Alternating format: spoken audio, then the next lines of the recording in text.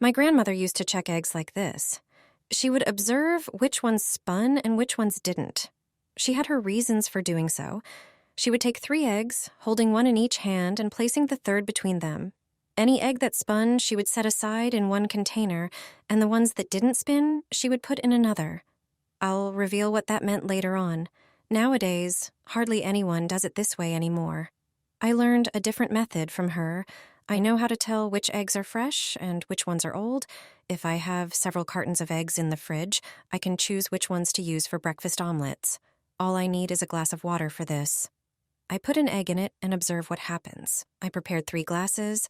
I poured water into them. I'll show you how an egg might behave in water. When placed in water, an egg might sink to the bottom of the glass. Alternatively, it might float on the water's surface. In the third case, it might float halfway in the glass. What does this mean? Fresh eggs sink to the bottom. The freshest ones lie horizontally at the bottom. Eggs several days old float a bit higher. Eggs 2 to 3 weeks old float in the middle of the water. The oldest eggs won't sink. They float continuously on the surface. As for the trick with spinning eggs, my grandmother used it when a hen was sitting on the eggs. She would leave the eggs that spun for the hen to hatch. The ones that didn't spin, she would take home. Spread salt in front of the door of your house and place a doormat on it. The next day, you'll be rubbing your eyes in amazement. It turns out that salt has many positive uses that you can take advantage of at home. In this video, I'll show you the most interesting ones. Pour salt into a bowl.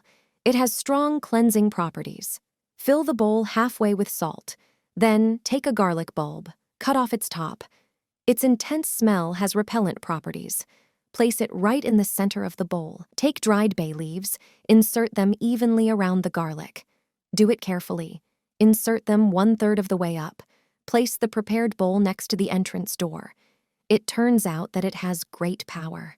Its practical effect is that it repels pests. Ants, spiders, and cockroaches will avoid the house with a wide berth. The intense smell of garlic and bay leaves acts as an irritant to them. Naturally protect your home from pests.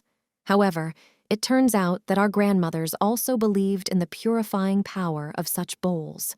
They sprinkled salt in front of the house doors to protect it from evil forces and energy. The next day, they would sweep and throw it away. The second salt trick is also interesting. Take a lime and cut it in half. Then, cut off the tip so that it lies steadily. Put the fruit in a bowl and sprinkle it with salt.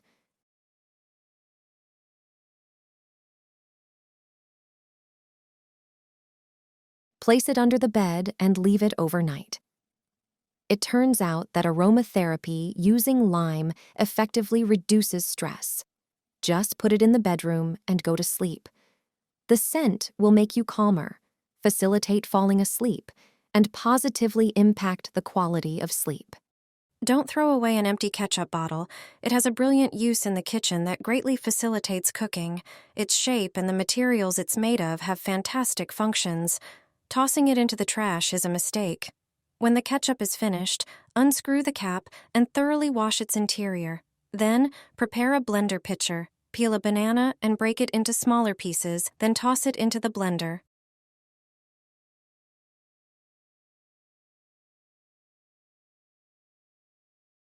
Add 4 tablespoons of flour. Prepare a small package of vanilla cream cheese. Finally, crack 2 eggs into the mixture. Blend everything into a smooth batter. Then, transfer it into the ketchup bottle. Finally, screw on the cap. The ketchup cap has a larger opening than other sauces. This is important because it's great for portioning small pancakes. Just squeeze the batter onto a heated pan. Without mess, you can make perfect mini pancakes.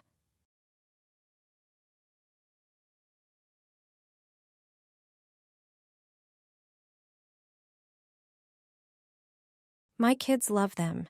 If you don't use all the batter, just close the bottle and put it in the fridge. The kitchen stays clean. Making pancakes using a ketchup bottle is pure pleasure. Take 1 onion and a jar lid. A friend from China taught me this trick. What you can do with them is amazing. You will definitely try this idea right away. Take large, beautiful onions, peel them if necessary, and cut off the stem ends.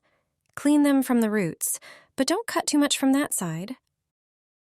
Place the prepared onion on the jar lid. Cut it in half. The lid will prevent you from cutting it all the way through. Now, cut it crosswise. Then, continue cutting it horizontally as shown in the video. This way, you will cut it into many pieces. It will look a bit like a flower. Cut the remaining onions the same way. Do everything exactly like with the first onion. Take a large bowl, pour water into it. Soak the cut onions in it. Leave them in the water for an hour and then dry them. In the bowl, beat 2 eggs. Mix them into a uniform mass. Add 100 milliliters of milk and mix again. In a separate container, prepare flour. Add salt, pepper, and sweet paprika. Mix them thoroughly with the flour. Now, take the first onion. It should be relatively dry by now. Dip it in the egg, be thorough. Then dust the onion in the second bowl with flour. Again, do it thoroughly so that the flour covers the entire onion. Heat oil in a pot. Put the onion in it. Fry it until golden brown. Turn it over to ensure it fries well on the other side too. Place it on a plate. Serve with sour cream and tomato sauce. Just peel off individual onion feathers and savor their extraordinary flavor. This prepared onion makes an amazing snack or a standalone dish. Since my friend showed me this recipe, I make such onions regularly. It's delicious. Put the lemon into the boiling milk, just a few minutes, and something delicious will be created. Prepare 750 milliliters of milk. I used whole milk. It had over 3% fat. Pour the measured amount of milk into a pot. Take 1 lemon. Roll it for a moment. This kneading will make it easier to squeeze out the juice. The juice from 1 lemon is enough. Turn on the stove and start boiling the milk. Add 1 teaspoon of salt. Stir to prevent the milk from burning. When the milk starts to boil, pour in the lemon juice. Stir until it boils again. The milk will curdle. That's what we want. Remove from the stove and let it cool for several minutes. Place a sieve lined with cheesecloth over a container. Strain the cheese from the whey. Gently pour the curdled milk into the sieve.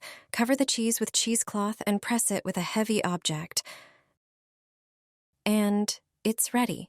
When the cheese drains, uncover it. Gently place it on a plate.